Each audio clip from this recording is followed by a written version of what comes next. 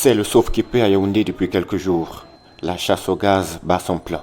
Cet habitant a désespérément parcouru la quasi-totalité des quartiers de la capitale à la recherche du gaz. Plus de 10 000 tours en train de fuir le gaz. Et finalement, même le carburant, c'est presque fini. Rien que chercher le gaz. Certains commerces sont pénalisés. Ça fait depuis une semaine que je n'ai pas le gaz. J'ai un petit bébé de 3 ans qui part à l'école. J'ai vu que de pain. Parce que ni le bois, ni le charbon, je n'ai même pas dû poser le bois pour préparer. Pratiquement 2 semaines, nous sommes en souffrance, il n'y a pas de gaz, donc nous sommes dépassés. Pour d'autres, cette pénurie subite a failli causer l'irréparable. À travers le bois que j'utilise, j'ai failli créer l'incendie chez moi. Donc voilà ce que vous me posez comme préjudice. Si les enfants n'étaient pas éveillés, je serais dans les cendres maintenant.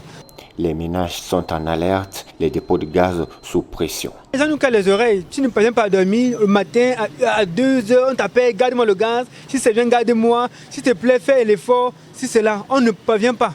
Vraiment, c'est pas facile. Et les gens pensent même, ils veulent laisser leur argent avant de revenir chercher le gaz. Mais je leur propose plutôt de revenir quand le gaz sera là.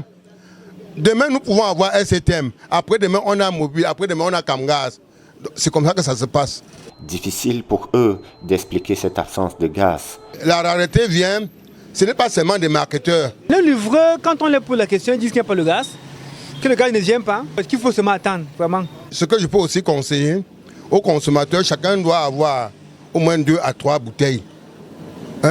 Parce que si tu ne possèdes qu'une seule bouteille, tu auras toutes les difficultés du monde. Mais avec 2 ou 3 bouteilles, tu ne peux pas faire 3 à 4 dépôts sans trouver une des bouteilles. Les prix dans certains dépôts sont passés du simple double. D'autres dépôts véreux remplissent les bonbonnes par de l'eau.